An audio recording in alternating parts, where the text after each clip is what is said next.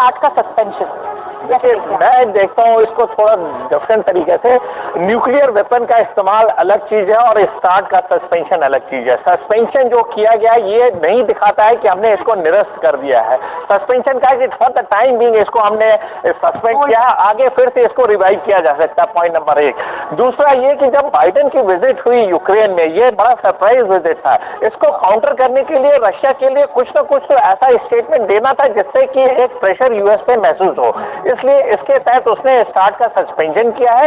इसका एक्सटेंशन देखिए बहुत दिन पहले नहीं हुआ, 2021 में इसका एक्सटेंशन 5 साल के लिए किया गया था और इसको सस्पेंड किया गया।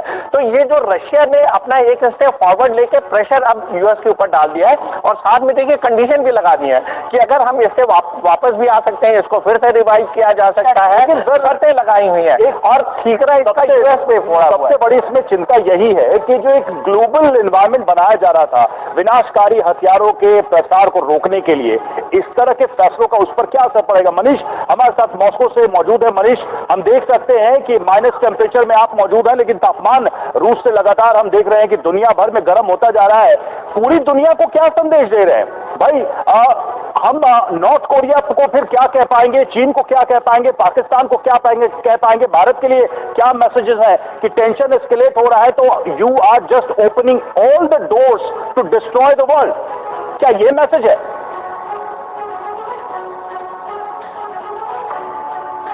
देखिए, बात केवल -1-2 की नहीं है, -26 की बात जब मैं कर रहा हूं, यही बात स्टार्ट संधि के संदर्भ में है कि ऐसा नहीं है कि केवल शून्य में ये बात कही जा रही है कि हम इस संधि का पालन नहीं करेंगे। एक युद्ध चल रहा है।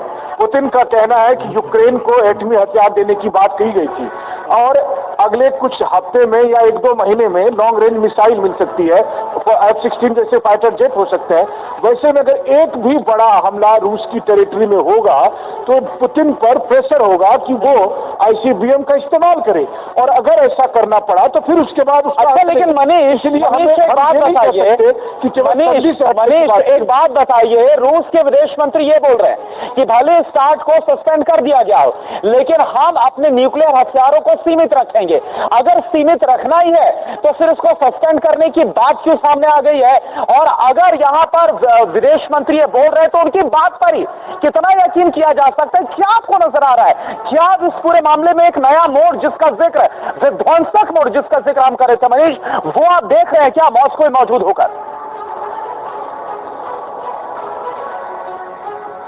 देखिए, बात यह है कि अब केवल वाद विवाद का समय ही नहीं बचा है, ये तो एक रियल युद्ध चल रहा है और इस युद्ध के दौरान अगर अब कोई और विध्वंसक हथियारों का इस्तेमाल हुआ तो वैसे इसके बाद फिर वो हो सकता है जिस अनहोनी को लेकर हम सब डर रहे हैं। क्योंकि बात ये है कि अभी तक अगर 1 साल में तमाम उकसावे के बाद पुतिन की तरफ से ऐसा कोई भी इस्तेमाल नहीं किया गया हथियार, तो मैं समझता हूं उसका क्रेडिट प्रेसिडेंट पुतिन के संयम को, उनकी जवाबदेही को दिया जाना चाहिए।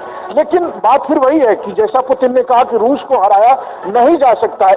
एक भी ऐसा मोड़ आया जहां पर ये एहसास हुआ, लेकिन यही क्रेडिट तो नाटो को दिया जाता है। अमेरिका को, जिन्होंने इस वॉर को एक लिमिटेड वे में रखा, और बार बार नाटो कहता है कि हम कोई भी विनाशकारी कदम नहीं उठाएंगे, यूक्रेन को हम ऐसा कुछ भी करने नहीं देंगे जिससे इसका दायरा पूरी दुनिया में बढ़ जाए।